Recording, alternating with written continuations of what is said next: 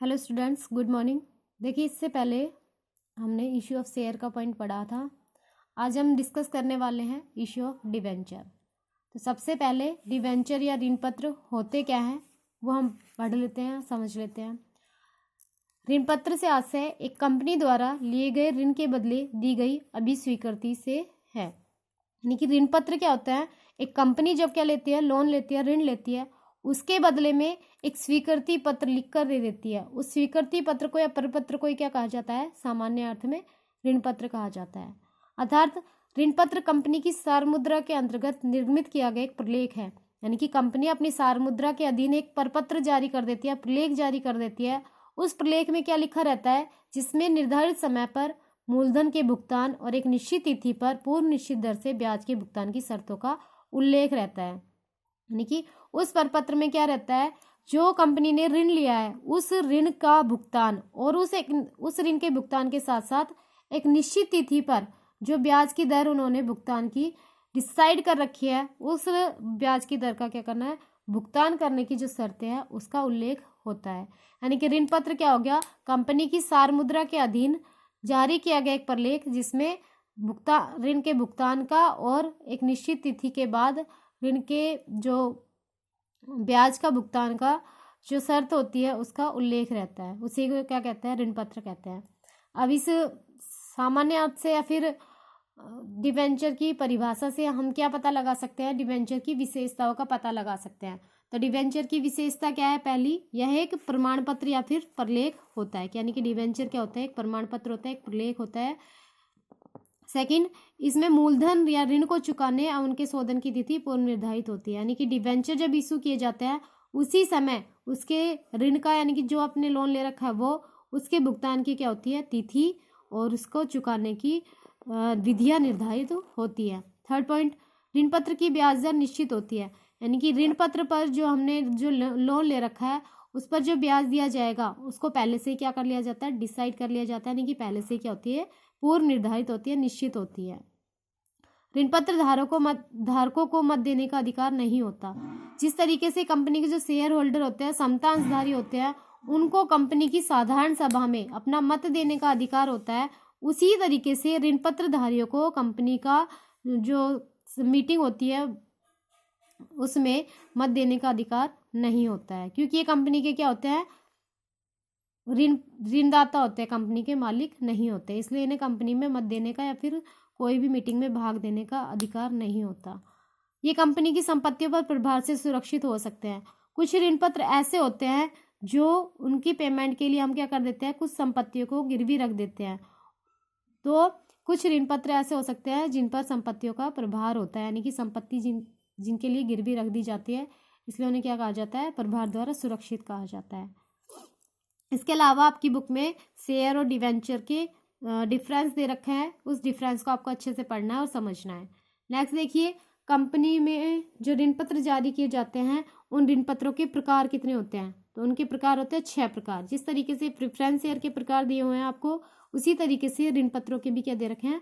अलग अलग टाइप्स दे रखे हैं। ऋण पत्रों को कितने प्रकार में बांटा गया है? ऋण पत्रों को 6 प्रकार में बांटा गया है। पहला है सुरक्षा के आधार पर, दूसरा है शोधन के आधार पर, तीसरा है पंजीयन के आधार पर, और चौथा है पुनर्भुगतान के आधार पर, पांचवा है ब्याज दर के आधार पर, और छठा है परिवर्तनशीलता के आधार पर। एंड ऋण पत्रों को टोटल कितने पार्ट्स में डिवाइड किया है? 6। और उन 6 को भी सब पार्ट में डिवाइड किया गया है, 2-2 पार्ट। तो आपके टोटल कितने हो गए? 12 पार्ट हो गए, यानी कि 12 प्रकार हो गए ऋण पत्रों के। तो पहला देखिए, सुरक्षा के आधार पर। सुरक्षा के आधार पर ऋण पत्र किसे कहा जाता है या फिर कौन से ऋण पत्र होते हैं, उनको कितने पार्ट में डिवाइड किया गया है? देखिए, तो देखिए, पहला क्या है? सुरक्षित ऋण पत्र, और दूसरा क्या है? असुरक्षित ऋण पत्र। यानी कि सुरक्षा के आधार पर ऋण पत्रों को कितने पार्ट में बांटा गया है? 2 पार्ट में बांटा गया है, सुरक्षित और सुरक्षित, असुरक्षित। तो सुरक्षित ऋण पत्र कौन से होते हैं? वे ऋण पत्र जिनके बदले में कंपनी के द्वारा कोई ना कोई संपत्ति स्थायी रूप से गिरवी रखी गई है या फिर चल प्रभार के रूप में रखी गई है, तो उन्हें सुरक्षित ऋण पत्र कहा जाता है। यानी कि कुछ ऋण पत्र ऐसे होते हैं, हमने लोन लिया है उस समय ही उनको क्या कर देते हैं? अपनी संपत्ति हम क्या कर देते हैं? गिरवी रखवा देते हैं, प्रभार के रूप में रख देते हैं। अगर हमने लोन की पेमेंट नहीं की है तो जो ऋण पत्र यानी कि ऋणदाता होता है उस संपत्ति को बेचकर अपनी जो ऋण की वसूली कर सकता है, इसलिए इन्हें कहा जाता है सुरक्षित ऋण पत्र। और असुरक्षित ऋण पत्र वे ऋण पत्र होते हैं जिनके अंतर्गत कंपनी के द्वारा कोई भी संपत्ति प्रभार के रूप में नहीं रखी गई है, तो वो कौन से हो गए, असुरक्षित ऋण पत्र या फिर नगण्य ऋण पत्र। दूसरा देखिए शोधन के आधार पर शोधनीय और अशोधनीय। शोधनीय ऋण पत्र वे होते हैं जिनका भुगतान कंपनी द्वारा एक निश्चित समय अवधि के बाद कर दिया जाता है, यानी कि एक टाइम पीरियड फिक्स कर दिया जाता है, इतने टाइम पीरियड के बाद में हम क्या कर देंगे, इस कंपनी के द्वारा ऋण पत्रों का शोधन कर दिया जाएगा, उन्हें कहते हैं हम शोधनीय। और अशोधनीय ऋण पत्र वे होते हैं जिनका कंपनी के जीवन काल में कभी भी शोधन नहीं होता है, कंपनी का जब समापन होता है उसी दौरान जब ऋण पत्रों का शोधन किया जाता है वो होते हैं अशोधनीय ऋण पत्र। नेक्स्ट देखिए पंजीयन के आधार पर दो भागों में बांटा गया है, पंजीकृत और वाहक। पंजीकृत ऋण पत्र वे होते हैं जिनके धारकों का नाम कंपनी की जो पुस्तक होती है उनमें दर्ज रहता है, यानी कि जिस व्यक्ति ने वो लोन दिया है उस व्यक्ति का नाम, यानी कि ऋण पत्र धारक का नाम उस कंपनी के रजिस्टर में लिखा हुआ रहता है, और उसी व्यक्ति को ही क्या किया जाता है, ब्याज और मूलधन का भुगतान किया जाता है, किसी अन्य व्यक्ति को नहीं किया जाता। वो क्या होता है, पंजीकृत ऋण पत्र।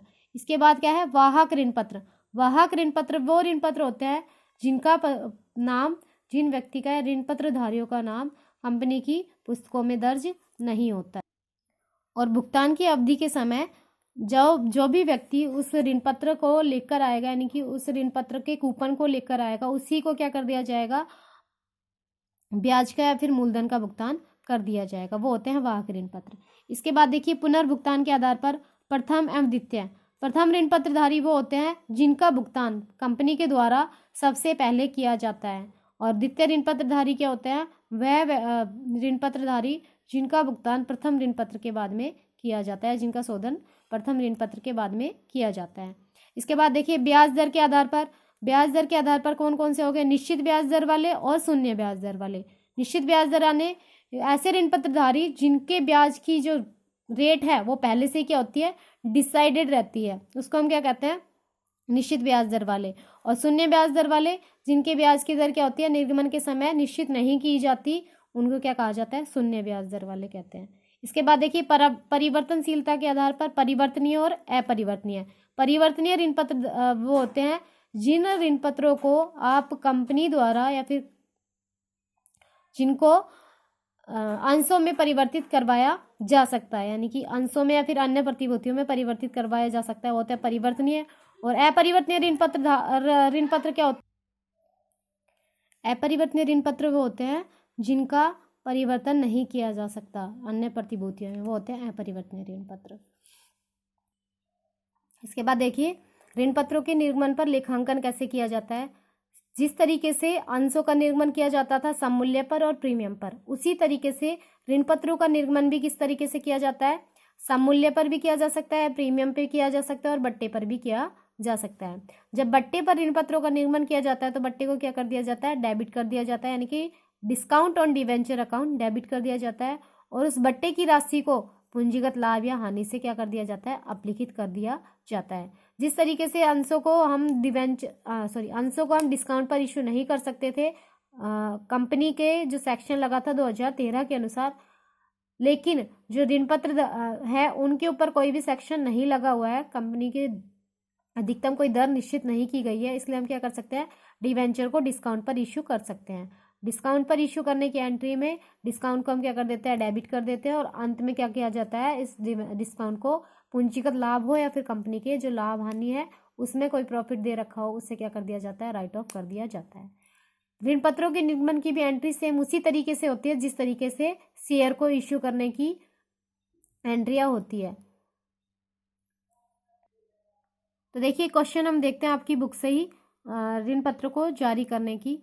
तो शक्ति लिमिटेड ने 100 रुपये वाले 10,000 7% ऋण पत्रों का निर्गमन 5% बट्टे पर किया, यानी कि शक्ति लिमिटेड ने क्या किया, 10,000 से डिवेंचर है वो इश्यू किए हैं, 7% वाले 100 रुपये वाले थे जो 5% बट्टे पर किया है, जिन पर 30 रुपये आवेदन पर, 45 रुपये आवंटन पर तथा शेष राशि प्रथम व अंतिम मांग पर दी थी। ऋण पत्रों के निर्गमन पर आवश्यक जनरल प्रविष्टि दीजिए तथा संबंधित मदों को चिट्ठी में प्रदर्शित कीजिए। यह मानिए समस्त ऋण पत्रों के लिए आवेदन प्राप्त हो चुका है। तो क्वेश्चन के अनुसार देखिए था 10,000 हमारा जो है ऋण पत्र है, फर्स्ट एंट्री होती थी हमारी अमाउंट रिसीव होने वाली एप्लीकेशन की। तो same as bank account debit to, अब यहाँ आ जाएगा क्योंकि डिवेंचर इशू कर रहे थे तो डिवेंचर आ जाएगा। अगर पहले शेयर इशू कर रहे थे तो यहाँ क्या था, शेयर था, तो आ जाएगा टू डिवेंचर एप्लीकेशन। अमाउंट किस तरीके से आएगी, 10,000 आपके डिवेंचर थे और 30 रुपये आवेदन पर मंगाए गए थे, तो 10,000 गुना 30 के हिसाब से 3 लाख आपके अमाउंट में आ गए। इसके बाद सेकेंड एंट्री हमारी होती थी एप्लीकेशन को ट्रांसफर करने वाली डिवेंचर उसमें कैपिटल अकाउंट में। सेम इसी तरीके से एप्लीकेशन मनी को हमने क्या किया, ट्रांसफर कर दिया debenture application account year to 7% debenture 3 lakh. Second entry हमारी होती थी अलॉटमेंट ड्यू करने वाली, तो अलॉटमेंट ड्यू करने की एंट्री होती थी डिवेंचर अलॉटमेंट टू डिवेंचर। लेकिन इसमें क्या है, डिवेंचर जो है 5% बट्टे पर इशू किया गया है, तो 5% बट्टा कितना हुआ, 100 रुपये के हिसाब से 5 रुपये, तो 10,000 गुना 5, तो 50,000 कहाँ चले जाएंगे हमारे डिस्काउंट में, और बाकी जो अमाउंट है वो 45 के हिसाब से वो चली जाएगी कहाँ पर, 4 डिवेंचर अलॉटमेंट में। तो डिवेंचर अलॉटमेंट है 4,50,000, डिस्काउंट हमने डेबिट किया क्योंकि इसमें हमने डिस्काउंट पे इशू कर रखा है, तो discount on issue of debenture 50,000 और डिवेंचर में हमारा चला गया 5 लाख। टोटल देखिए 30 था, 45 था और बाकी जो बचा हुआ था उसमें 5% डिस्काउंट भी देना है, वो अंतिम कॉल पे आ जाएगा। थर्ड नेक्स्ट एंट्री होती थी हमारी अलॉटमेंट रिसीव होने वाली, bank account debit to debenture allotment. Allotment की अमाउंट 45 के हिसाब से 45 आया, तो अलॉटमेंट की अमाउंट हमें रिसीव हो गई 10,000 गुना 45, 4,50,000। इसके बाद डिवेंचर फर्स्ट कॉल ड्यू की जाती थी, debenture first call account debit to debenture, तो 2 लाख वो आ गए, 10,000 को रिमेनिंग जो पार्ट बचा उससे मल्टीप्लाई करके 20 रुपये बचे। इसके बाद bank account debit to debenture first and final call, amount receive होने वाली 2 लाख रुपये से, ये एंट्री हमारी हो गई। तो इस तरीके से सेम जैसे हमारे इशू किए थे, हमने शेयर की एंट्रियाँ की थी, उसी तरीके से हमारी क्या है, डिवेंचर को इशू करने की एंट्रियाँ होती है। इसके बाद इसी पार्ट में दूसरा टॉपिक दिया हुआ है ऋण पत्रों का नगद के अतिरिक्त प्रतिफल के रूप में निर्गमन। जिस तरीके से शेयर को निर्गमन किया जाता था नगद के अतिरिक्त, उसी तरीके से डिवेंचर को भी हम क्या कर सकते हैं, शेयर के अतिरिक्त यानी कि सॉरी नगद के अतिरिक्त प्रतिफल में हम क्या कर सकते हैं, इशू कर सकते हैं। जैसे कि देखिए, जब कोई कंपनी किसी संपत्ति को खरीदती है, कोई चालू व्यवसाय खरीदती है, तो उस विक्रेता को भुगतान के रूप में ऋण पत्रों का निर्गमन करती है। यानी कि कंपनी के द्वारा जब क्या किया जाता है, कोई असेट्स खरीदी जाती है, कोई बिजनेस खरीदा जाता है, तो उसके बदले में हम क्या इशू कर दे, उसे डिवेंचर इशू कर दे। पहले क्या कर रहे थे, शेयर इशू कर रहे थे, अब क्या कर रहे हैं, डिवेंचर इशू कर रहे हैं। तो उसके लिए एंट्रियाँ कैसे होती है, तो फर्स्ट वही असेस्ट परचेज करने वाली, तो असेस्ट हमारे पास आती है और देने वाला कौन होता है, वेंडर होता है। तो असेस्ट को हम क्या करते हैं, डेबिट, और देने वाले को यानी कि वेंडर को क्या किया जाता है, क्रेडिट किया जाता है।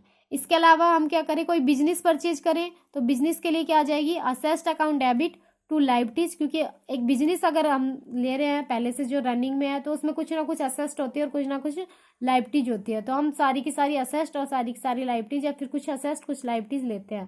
तो असेस्ट ली तो असेस्ट आ गई हमारी डेबिट, और लाइबिलिटीज लिए तो लाइबिलिटीज हो गई हमारी क्रेडिट। और किससे लिया है, वेंडर से। तो असेस्ट की अमाउंट असेस्ट के हिसाब से, लाइबिलिटीज की अमाउंट लाइबिलिटीज के हिसाब से, और वेंडर में चला जाएगा परचेज कंसिडरेशन, यानी कि असेस्ट लेस लाइबिलिटीज, और बचा हुआ रिमेनिंग पार्ट कहाँ चला जाएगा, वेंडर में। अब वेंडर को हम क्या कर रहे हैं, ऋण पत्र इशू कर रहे हैं, तो vendor account debit to debenture. अगर हमने क्या किया है, एट पार किया है, तो क्या आ जाएगा, vendor account debit to debenture, debenture issue हो जाएंगे। अगर हमने डिस्काउंट पे किया है तो vendor account debit discount on debenture account debit to debenture account, ये हमारा क्या हो जाएगा, अगर हमने डिस्काउंट पे इशू किया है उसे तो। और अगर हमने एट प्रीमियम पे इशू कर रखा हो तो vendor account debit to debenture to security premium. इस तरीके से हमारी क्या हो जाएगी, एंट्री हो जाएगी। देखिए आगे फिर हम क्या करते थे, शेयर इशू करते थे, तो शेयर की वैल्यू निकालते थे जब हम परचेज कंसिडरेशन का निकालते थे तब, यानी कि कितने शेयर हमने इशू किया है। इसी तरीके से हमें डिवेंचर का क्या निकालना पड़ेगा, अंकित मूल्य निकालना पड़ेगा।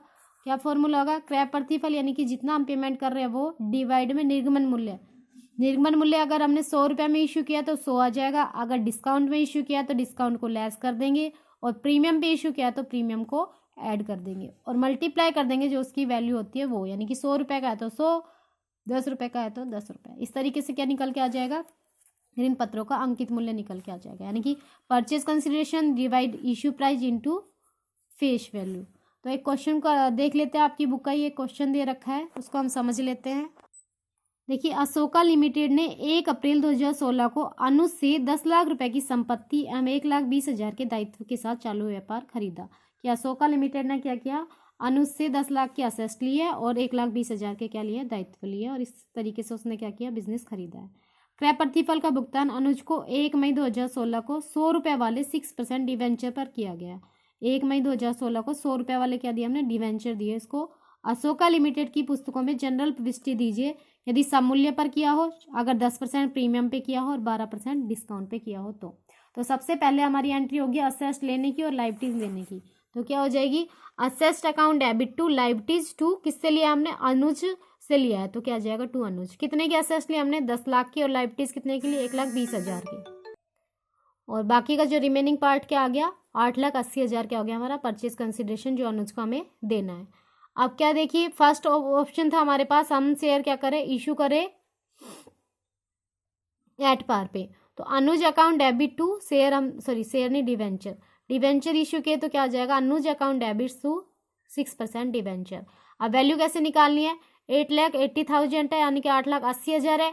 इशू प्राइस क्या है हमारा, एट पार है, तो डिवाइड 100, और कितने में इशू कर रहे हैं, अंकित मूल्य क्या है हमारा, 100 रुपये, तो क्या आ जाएगा, 8,80,000 हमारा आ जाएगा। इसी तरीके से अगर हम निकाले प्रीमियम पे इशू करना, तो अनुज account debit to debenture to security premium, वही अमाउंट पैसे ही निकालनी है, 8,80,000 हमें देना है। अब हमारा इशू प्राइस कितना है, 100 रुपये में 10% प्रीमियम और जोड़ना है, तो 10 रुपये प्रीमियम के हो गए तो 110, तो हमारे क्या आ जाएंगे, 8,000 शेयर आ जाएंगे। 8,000 के हिसाब से 100 रुपये तो चले जाएंगे 8 लाख में, और 8,000 के 10 के हिसाब से 80,000 चले जाएंगे सिक्योरिटी प्रीमियम में। इसी तरीके से अगर डिस्काउंट पे इशू कर रखा है, कितना % डिस्काउंट है, 12%, तो अनुज account debit discount on issue of debenture account debit to 6% debenture, ये हमारी एंट्री हो जाएगी। और किस तरीके से आएगा, देखिए 8,80,000 हमें देने थे, 100 रुपये हमारा इशू प्राइस था, यानी कि फेस वैल्यू थी, इशू प्राइस नहीं, फेस वैल्यू थी। फेस वैल्यू में से हमने क्या करना है, डिस्काउंट को अब लेस करना है। डिस्काउंट कितना है, 12 रुपये। 12 रुपये को आप लेस करोगे तो हमारे आ जाएंगे, 100 में से 12 को लेस किया तो आएंगे हमारे 88 रुपये, यानी कि 88 को डिवाइड करना है 8,80,000 से, तो हमारे शेयर की या फिर डिवेंचर की, शेयर नहीं, डिवेंचर की वैल्यू आ जाएगी हमारी 10,000। तो 10,000 के हिसाब से 12 रुपये के हिसाब से 1,20,000, और 10,000 को 100 के हिसाब से 10 लाख आ जाएंगे उधर, और बाकी चले जाएंगे अनुज के अकाउंट में 8,80,000। तो आई होप आपको टॉपिक समझ में आया होगा। नेक्स्ट टॉपिक हम कंटिन्यू करेंगे अगली वीडियो में। तब तक के लिए अच्छे से पढ़िए और घर रहिए, खुश रहिए। Thank you.